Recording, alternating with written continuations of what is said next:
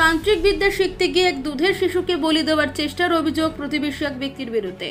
আর ঠিক এই অভিযোগেই পুলিশ বেশ কয়েকজনকে আটক করেছে।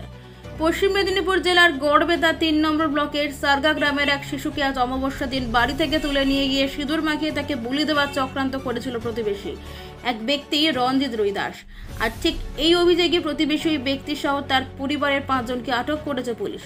অভিযোগ, সরগা গ্রামের প্রতিবেশী এক দুধের শিশুকে তার মা বাড়িতে ঘুম পাড়িয়ে বেরিয়ে যাবার কিছুক্ষণ পরেই ফিরে এসে বাচ্চাকে না দেখতে পেয়ে খোঁজ শুরু করেন। চারিদিকে খোঁজাখুঁজির পর এক প্রতিবেশী দেখতে পান পাশের বাড়ির একটি বন্ধ রুমের জানালাতে বাচ্চাটি বসে আছে গোটা গায়ে সিঁদুর মাখা অবস্থায়।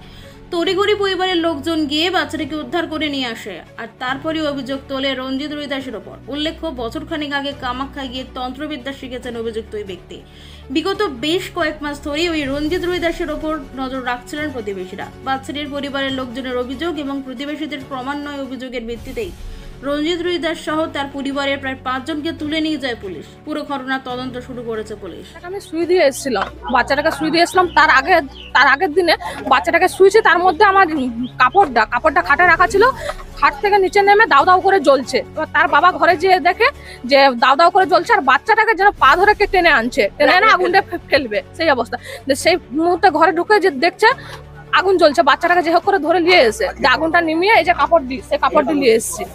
দিয়ে আজকে 5 মিনিটের মধ্যে আমি শুয়েছি, ঘুম করেছি, দিয়ে সেই বেরিয়ে এসে গ্লাসে করে কলতলে জল খেয়ে আমি ঘর ঢুকে দেখছি বাচ্চাটা নাই। বাচ্চাটার কাছে যতগুলো মাদলি ছিল সব মাদলিগুলো কাটা হয়ে বিছনায় পড়ে আছে, বাচ্চাটি নাই। গোটা ঘর গোটা পাড়া খোঁজা গেল, বাচ্চাটি নাই। দিয়ে এখানে যখন প্রচুর কাঁদা গুল্লি পড়ে গেছে তখন হচ্ছে বাচ্চাটা দেখছি সিঁদুর কাণ্ড হয়েছে ছাদে। মানে পাশের লোকে করছে, ওই রঞ্জিত রুইদাস ওই করছে। কি করে ও তান্ত্রিক বিদ্যা শিখছে। কামাখ্যা গেছিল, সেখান থেকে যত বিদ্যা শিখে এসছে। আজ আমার বাচ্চাটাকে নয়, আজ আমার পাড়ায় যে 2টা মোড়া মরলো, এখন 1 বছর হয়নি, তাদেরকেও সে মেরেছে। আর বলেছে 3 নাম্বার এইটাকে নিলে আমার কাজ সফল হবে। আজকে অমাবস্যা আছে, ওই জন্য আরো বেশি ক্ষতি করার চেষ্টা করছে। আমরা বলছি ও ফাঁসি চাইছি, ও আমার ভাসুর তোমরা সর্বনাশ করছে। ও আমার নিজের ভাসুর হয়ে তোমরা সর্বনাশ করছে। আমার কিন্তু ক্ষতি করে না, একটা রুমে আছি বলে তাই আমার ক্ষতিটা করতে পারেনি। আমার দিদিরা ক্ষতি করছে, আমার বোন বড় ক্ষতি করছে। দিন দিন পয়সা চুরি হচ্ছে। কি কারণে চুরি হচ্ছে, কিসের লাগা চুরি হচ্ছে? খরচাটা এগুলা ওই করছে। ও কি করে? তান্ত্রিক চুরি করে। কামাখ্যা গেল বিদ্যা শিখতে, দিয়ে এসে তখন ওর ঘরে 6 মাস হয়ে কিরকম বিছনাগত হয়ে আছে।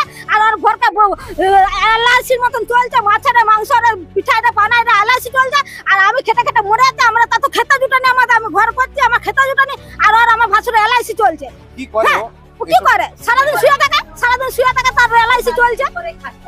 ঘরে হাড়গড় আছে, ওই তো ঘরে উপরে ঘরে তাও হাড়গড় আছে। হাড়গড়? হ্যাঁ। কেমন হাড়গড়? পুলিশটা ঢুকেছিল। হাড়গড় গেলে ওই যে সব শিকড় বাকড়, এই লাল শালু মালুগুলো আছে, ওগুলো তো আমরা খুলিনি। আমরা ভয়ে খুলিনি। শালু মালুগুলো আছে, ওগুলো ভয়ে তো খুলিনি। এই যে এবারে দিদি তোমরা না এই ব্যবস্থা করতে পারো, এবারে আমি একটা রুমের মধ্যে আছি, এবারে তো আমার ক্ষতি করবে। এটা সব জানাজানি হয়ে গেলে এবার তো আমাকে শেষ করবে। আমাকে তো এবারে শেষ করবে। কেন আমার শ্বশুরের কম জায়গা, 2 ভাই ওরা। তাহলে আজ নিজের ভাসুরটা হয়ে তোমরা সর্বনাশ করছে। আমার নাম মঙ্গলা রুইদাস। আমার স্বামীরও তো ক্ষতি করতে, আমার স্বামীকে বান মেরেছিল আমার ভাসুর নিজে। সেগুলো সব জানতে শুনতে আমি মুখ বন্ধ করে আছি, কিছু করার না। কেন আমি ধরতে পারিনি, তাই মুখ বন্ধ করেছিলাম।